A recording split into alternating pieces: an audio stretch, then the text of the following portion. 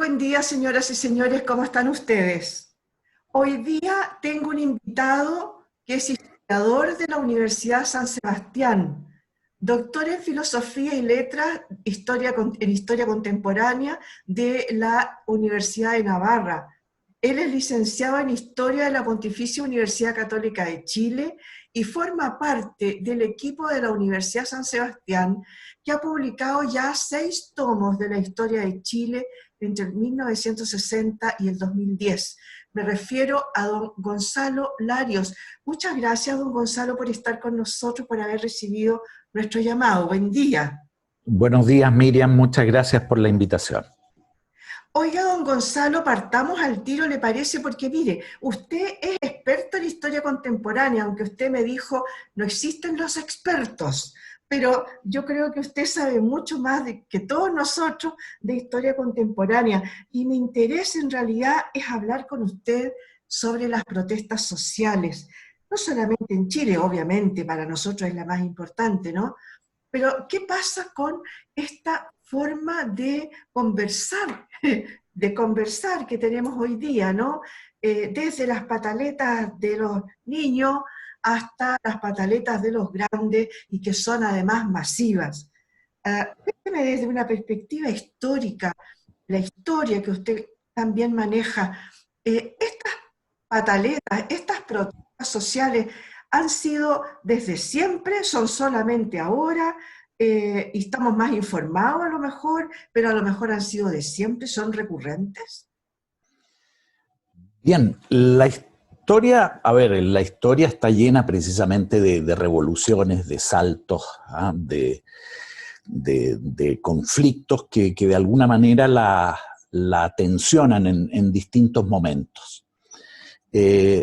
Miriam, tú me estás preguntando analizar la actualidad bajo esa perspectiva histórica. Y los historiadores, no sé si será defecto o por el contrario, creo que debiera ser un aporte, miran las cosas a lo mejor con una proyección precisamente más amplia, es Más decir, alejada. más alejada y tratando de buscar precisamente causas muchas veces en el pasado. Eh, a mí generalmente en las noticias, etcétera, uno echa de menos ese análisis un poco histórico que de alguna manera nos enseña también a interpretar el presente e incluso en algunas ocasiones también a poder proyectar de alguna manera el futuro. No somos futurólogos, sino que precisamente estudiamos el pasado, pero ese pasado sin duda nos ayuda también a entender un poco lo que estamos pasando y al mismo tiempo a darle un ámbito de influencia en donde no nos sorprenden muchas cosas, precisamente porque el estudio del pasado también las ha planteado. Las revoluciones son fundamentalmente ciclos que llevan, por así decirlo, en muy poco tiempo a revolucionar, a hacer la historia más vertiginosa. Y eso en la época contemporánea es recurrente, es decir, ha pasado desde los orígenes de la historia contemporánea, que está precisamente en la Revolución Francesa, que cambia todo un modelo, por así decirlo, de vida, y luego en el siglo XIX, que se le llama el siglo de las revoluciones, y si seguimos el siglo XX, es también un siglo de tremendos, por así decirlo, cataclismos históricos. Me temo que estamos viviendo también un momento especial, un momento particular, no solo en Chile, sino en gran parte de Occidente, con más que revolución, yo diría con una subversión cultural muy potente. Usted me dice que son recurrentes. Hoy día estamos además más influenciados por los medios sociales, la gran cantidad y este gran bombardeo que tenemos de información que no siempre es completa, a veces es muy sesgada, ¿no? ¿Con qué elementos de juicio podríamos nosotros establecer cómo estamos, cómo vamos, qué está pasando? Dices bien, Miriam, pero yo creo que hoy el volumen de información es enorme. Los canales también de información son inmensos. Lo que uno tiene que de alguna manera saber hacer es seleccionar precisamente esas vías de información, esos canales de información, esos sitios de información. Y yo creo que bajo esa perspectiva es muy importante la cultura. Y remito de nuevo un poco a lo que señalaba antes, lo de subversión cultural, porque estamos viviendo una época en donde precisamente esa cultura se está transformando bruscamente. Y tú dices que por ahí, claro, estamos viviendo esta situación, pero yo creo que hay también una mayoría silente que mira particularmente atónito lo que está sucediendo. La cultura es lo que se cultiva, es lo que se cree, es en lo que uno estima como verdadero. Esa cultura supone creencias, un modo de ser, un modo de hacer, un modo de sentir y de pensar. Me da la impresión de que estamos precisamente en el último tiempo, se está generando una subversión de esa creencia, por así decirlo, tradicional.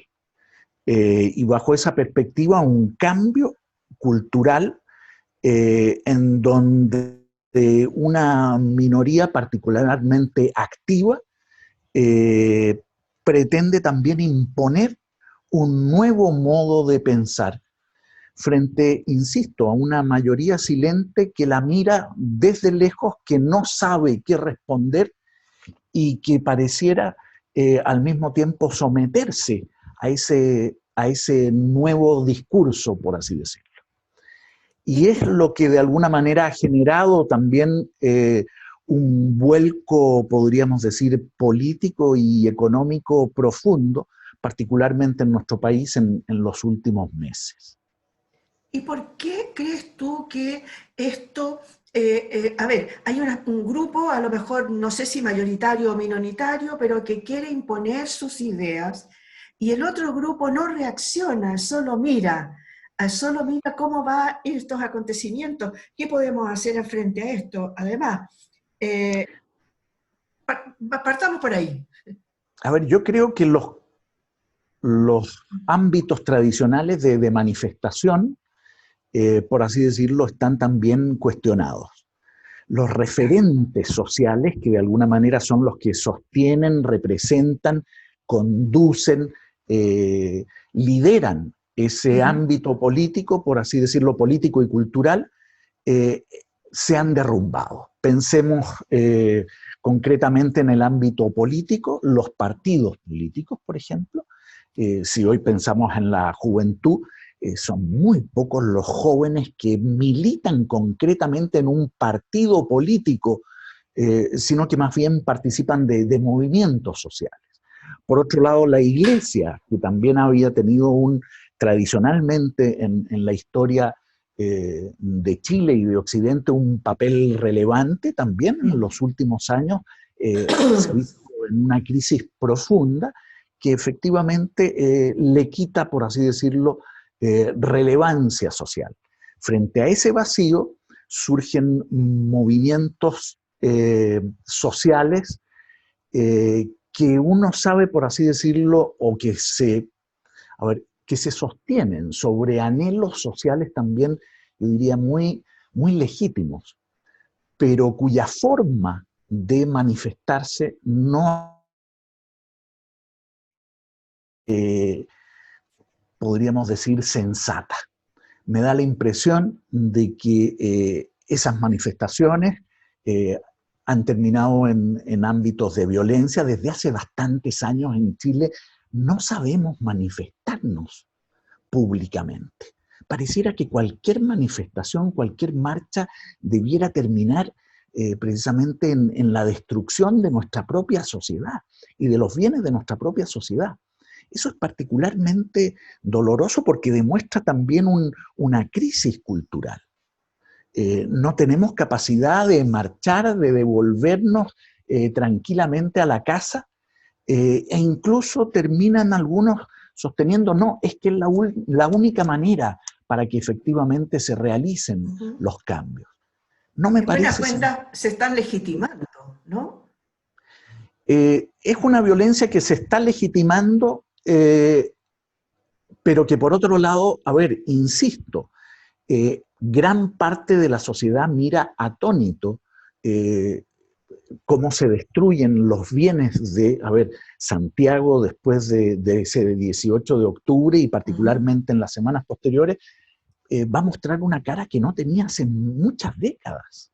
¿Ah? Una cara de calles tapiadas, de semáforos destruidos, de todo rayado, de inseguridad, de incertidumbre, que evidentemente yo me atrevo a decir la gran mayoría de la sociedad chilena no quiere eso.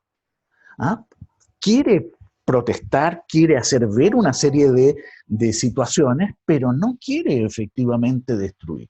Entonces estamos de alguna manera entregando también esa vanguardia hacia una minoría que pareciera saber lo que quiere, y si uno sigue también los rayados de nuestras calles, etcétera, se da cuenta de que hay también hay una serie de slogans, una serie de denuncias que no son solo chilenas, que son también internacionales, en donde hay una inversión también de algunos referentes sociales. Estoy pensando simplemente en Carabineros, por ejemplo.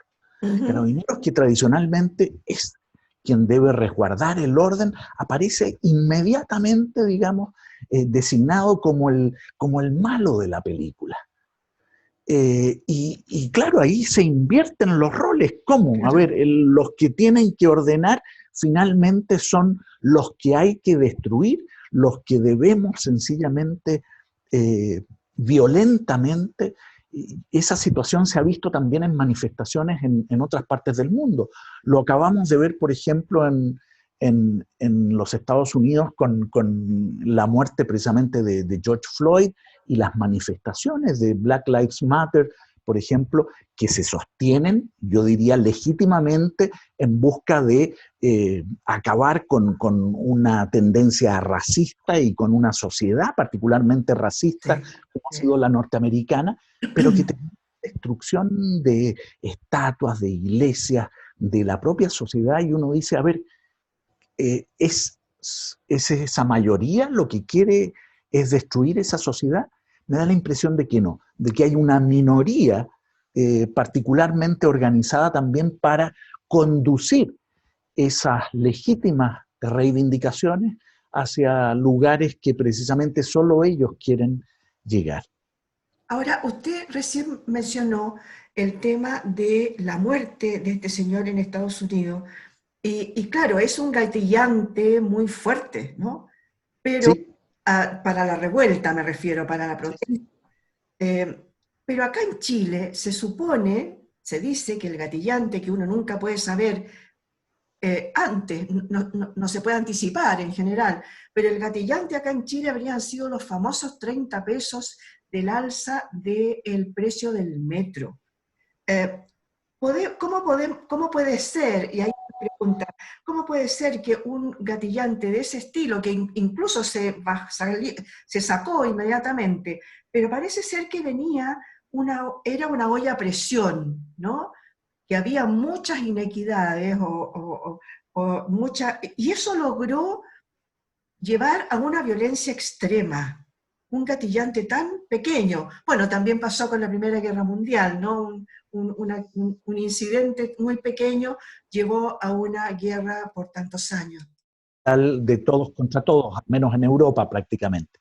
Ajá. Sí, a ver, yo creo que ahí había un malestar, por así decirlo, pendiente que de alguna manera se estaba engrosando. Pero si uno mira un poco más fríamente también los datos, nos damos cuenta, por ejemplo, que la situación social en Chile, en términos generales, durante las últimas décadas había mejorado. Había malestares y iniquidades, a ver, todo lo que es la colusión, evidentemente, que genera, yo diría, una molestia profunda en la población. Sí. Ciertos Y no, privilegios, ciertos por otro abusos. lado, claro, claro, abusos. económicos, que parece que quedaban, por así decirlo, sin la debida sanción institucional. Y por lo tanto parecía un doble estándar frente a delitos económicos. Sin duda, pero por otro lado también las diferencias sociales en relación a otros países latinoamericanos. Claro, uno se puede comparar con Europa o con otras partes. Es decir, comparémonos fundamentalmente con el vecindario. La situación de Chile, podríamos decir, era de mediana a buena. En otras palabras, se podían solucionar y quizá no se solucionaron oportunamente esos problemas.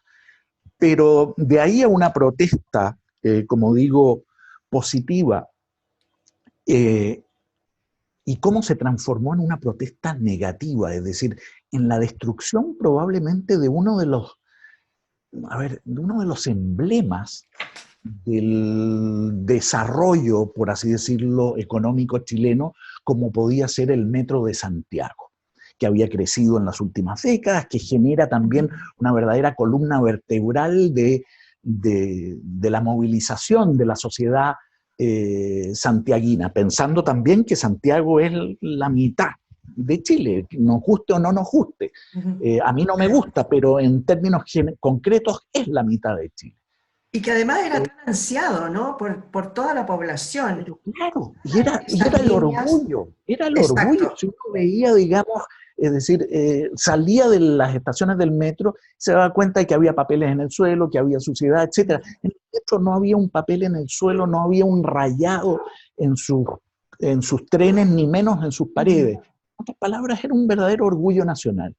Entonces, de acuerdo, el 30 pesos en el metro puede ser un gatillante, un detonante, pero de ahí a la quema de más de 20 estaciones en un plazo de 2 días, eso no es espontáneo, eso es organizado. Y insisto que son esa minoría que sabe lo que quiere hacer, que tiene también un discurso, yo diría, a ver, ahí hay un brote ideológicamente de anarquismo muy fuerte. El anarquismo surge en el siglo XIX y tiene también sus presentaciones, o por así decirlo, sus manifestaciones, algunas en el siglo XX, en la Guerra Civil Española. Tú mencionabas ahora la Primera Guerra Mundial, precisamente va a ser un terrorista anarquista el que asesine al príncipe heredero del Imperio Austrohúngaro, y con eso se detona la Primera Guerra Mundial. Pero parecía el anarquismo algo del pasado. Sin embargo, esa A con el círculo, las banderas rojas y negras comienzan a aparecer, ojo, en Europa hace algunos pocos años, en los Estados Unidos, lo vemos incluso también dirigiendo algunas de las manifestaciones que se produjeron de Black Lives Matter, y que finalmente las terminan llevando hacia un rango de violencia, insisto, que muchos ven con tremenda preocupación. De Sí. violencia y de saqueo, de destrucción de nuestras fuentes, yo diría, históricas. Los monumentos y las estatuas son nuestros símbolos, es nuestro pasado, es querer tirar el pasado por la borda, y eso parece muy poco sensato, de muy poco sentido común. Es como un borrón y cuenta nueva sin pensar, Así, y ¿no? eso es revolución. Y uno nunca sabe quién termina la revolución. Uno puede precisar de alguna manera quién la comienza, pero finalmente el revolucionario de un día pasa a ser devorado por la revolución al día siguiente. En otras palabras, la revolución se devora a sus propios hijos. Estamos en un proceso revolucionario, pero me atrevería a decir en un proceso revolucionario cultural. Cultural que busca, a ver, acabar con el sistema económico y con el sistema político. Es decir, aquí hay un discurso anticapitalista profundo, con razón y sin ella, porque uno puede estar de acuerdo con algunas de sus exigencias y con otras no. Habría que preguntarse cuál es el sistema que quieren reemplazar o con cuál sistema quieren reemplazar eso. Otra cosa sería también tratar de precisamente generar las reformas adecuadas de ese sistema y no tirar el sistema por la borda. Y en el ámbito político lo mismo. Es decir, hoy los partidos políticos están en el suelo, están en el suelo. Y la propia clase política ha sido, yo diría, en gran medida culpable, no solo ella, insisto aquí, no podemos decir ellos son los culpables o los empresarios son los culpables. Yo creo que es toda la sociedad la culpable. Si esto es un proceso de todos, una cultura que no se ha sabido, por así decirlo, precisar, transmitir.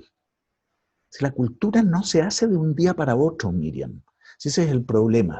La cultura es un proceso lento, paulatino, de décadas, de siglos, que se va construyendo de generación en generación.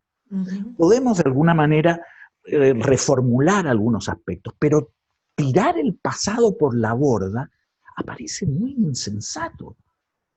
Sí. Y sobre todo si no se tiene nada claro con lo cual tú quieres reemplazar eso. Claro. Ahora, a mí me llama la atención una cosa. Usted dijo recién que generalmente esto debía deberse a algo organizado. Y sin embargo, a mí me llamó la atención la declaración de un profesor que fue pillado en el tema de romper un torniquete del metro y que dijo que en realidad no sabía por qué lo había hecho, no tenía idea, se dejó llevar. Me da la impresión de que hay una fuerza también ahí dentro de la parte social que hace que nos comportemos como una masa de una forma distinta a cómo somos en forma individual, ¿no? Sí. Ahora, con tu comentario, Miriam, yo creo que iluminas también uno de los dramas que estamos viviendo, el de la educación. Tú hablas de un profesor universitario que aparece precisamente en la primera línea destruyendo estaciones del metro. Ese mismo profesor al día siguiente está frente a nuestros hijos pauteando precisamente cuál debe ser el futuro de la nación. Yo me atrevería a decir de que este problema cultural sin duda es la manifestación de un descuido por la educación de décadas, y me atrevería a decir incluso de más de un siglo, es decir, un drama en lo que se refiere a la formación de nuestros profesores, yo diría a la formación no técnica, hoy estamos los profesores llenos precisamente de requisitos formales, de formularios, de objetivos cognitivos transversales, etcétera, que pareciera que nos quieren hacer lo fascinante que es la vocación de educar, la quisieran, por así decirlo, manipular y convertir finalmente en un mero llenar formularios, en donde la persona del profesor y la vocación de enseñar desaparecen.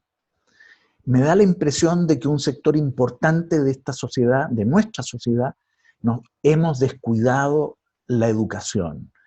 Hace algunos años se generó un movimiento estudiantil precisamente y se declararon una serie de impuestos para financiar un nuevo programa y una nueva reforma educativa. Y quisieron partir por las universidades. Yo creo que hay que partir por los jardines infantiles. Y hay que partir fundamentalmente por la formación del profesor. No puede ser de que hoy la tarea de enseñar sea sencillamente mal pagada, vista precisamente de manera, yo diría, peyorativa por gran parte de la sociedad. Tenemos que reivindicar y dignificar precisamente la tarea del profesor. Y para ello, llevar los mejores también egresados de la enseñanza media a entusiasmarlos con esa tarea. No puede ser de que el estudiante con menos de 500 puntos que no quedó en tal o cual otra carrera finalmente llegue a enseñar y entre a una escuela en donde finalmente también toda esta estrategia cultural de subversión de la cultura, de dar vuelta a la cultura, de hacerlo sensato, insensato, de cambiar el sentido común, es cambiar la forma de pensar. Decíamos que cultura en un comienzo es lo que se cultiva, lo que se cree, lo que se tiene por verdadero. Eso es lo que se ha venido cambiando y me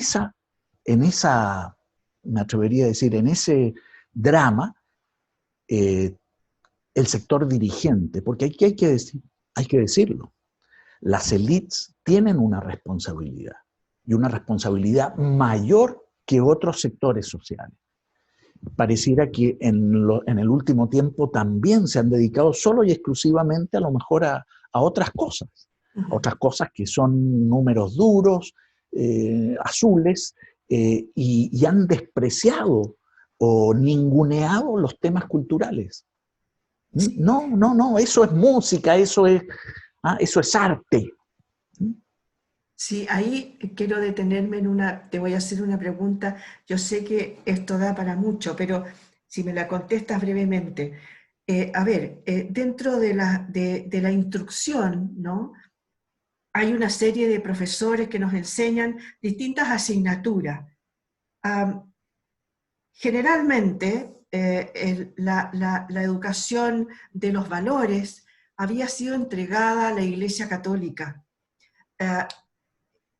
¿Piensas tú que a lo mejor el hecho de no haber ya dejado esas clases, de haber dejado las clases de religión, por ejemplo, eh, han contribuido a este menosprecio por la parte cultural y la parte de los valores que se entregan? Porque no, siempre uno dice los valores vienen de la casa, pero es que hay muchos hogares donde no existen.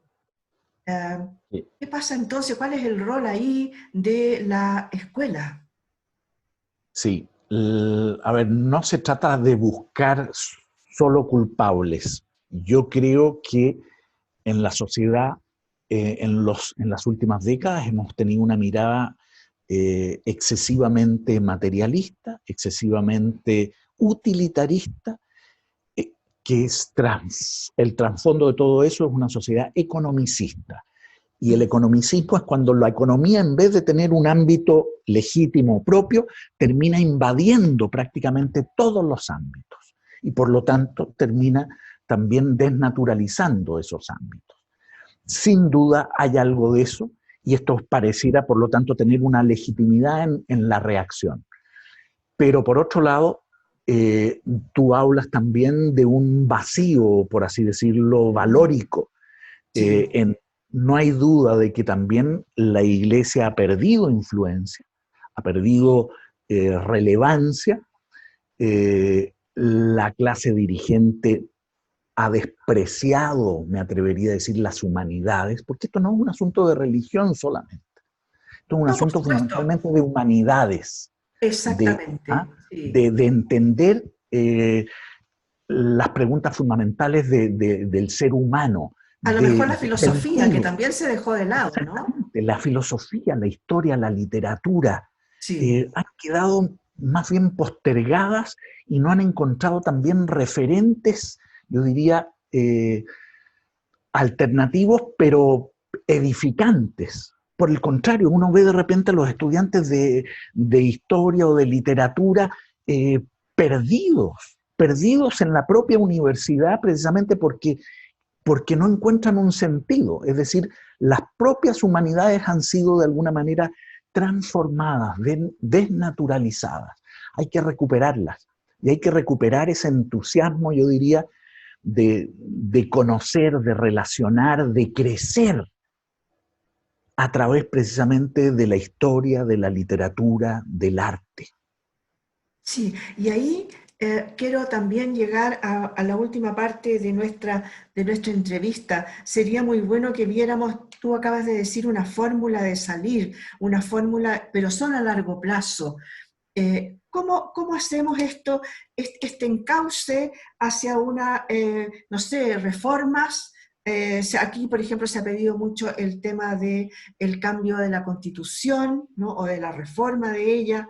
Eh, Hacemos resoluciones populistas, como lo que se está viendo en estos días. Damos todo lo que se pueda, o tenemos una resolución más bien autoritaria, o dejamos que esto se vaya agotando. ¿Cómo salimos? No sé si obviamente Vaya que no. pregunta que me hace Miriam. ¿Ah? Mira, yo soy historiador, no tengo recetas ni económicas ni políticas para responder a eso. No, Solo en el ámbito cultural, pero tienes claro, el conocimiento y sabes cómo sí. salieron de otras A ver, crisis. las cosas, a ver, eh, construir es un proceso lento que supone esfuerzo y supone una labor común, una tarea común. Debemos recuperar precisamente ese tejido social que permita precisamente reencontrarnos, encontrarnos. El debate está cada vez más dividido. Yo creo que buena parte del estallido social fue en parte también porque la gente no encuentra lugares donde se sienta él parte de, y en cierta medida se siente huérfano y quizá en la manifestación o en la primera línea finalmente encuentra un cierto protagonismo que en otras partes no encuentra. Pero insisto, cualquier camino de solución supone buscar vías de vinculación, de articulación de la sociedad, de esfuerzo, de responsabilidad, de deber, más que de cualquier capricho convertirlo en un derecho. Y eso es una tarea lenta, por así decirlo, acumulativa. Yo sé que es muy poco atractivo lo que estoy diciendo. Es mucho más entretenido salir, destruir, saquear. En otras palabras, yo siempre les digo a mis alumnos, ojo, nos ponemos de acuerdo y en 5 minutos podemos destruir la sala en la cual estamos. Pero esta sala se demoró en construirse probablemente 1 año y medio. Y así es con todo, Miriam. Y yo creo que es una ley de la vida. Pareciera que esa ley de la vida se pierde precisamente cuando se desfonda la base cultural. Debemos recuperar esa base cultural, debemos reconstruirla, dinamizarla, actualizarla. Para eso faltan líderes a lo mejor, Por líderes, supuesto, líderes líderes, que surjan. héroes, santos. Claro que falta lo que tú dices, líderes, héroes, santos que reconduzcan precisamente la sociedad. Destruyendo estatuas no los vamos a conseguir. Me parece. Oiga, ¿qué quiere que le diga? Don Gonzalo Larios, muchas gracias por haber estado con nosotros. Se nos va el tiempo, pero en realidad es una conversación que podríamos haberla tenido durante toda la mañana. Muchas gracias por haber estado con nosotros. Gracias a ti, Miriam, por invitarme. Señoras y señores, a ustedes les cuento entonces que estuvimos con Gonzalo Larios, un historiador de la Universidad San Sebastián y con así un tremendo currículum y una gran cantidad de libros y artículos que ha escrito, del cual no hablamos nada porque no nos alcanzó el tiempo. Muchas gracias, señoras y señores. Esto fue En Tiempos de Coronavirus. Nos vemos en una próxima ocasión. Muchas gracias por haber estado ahí.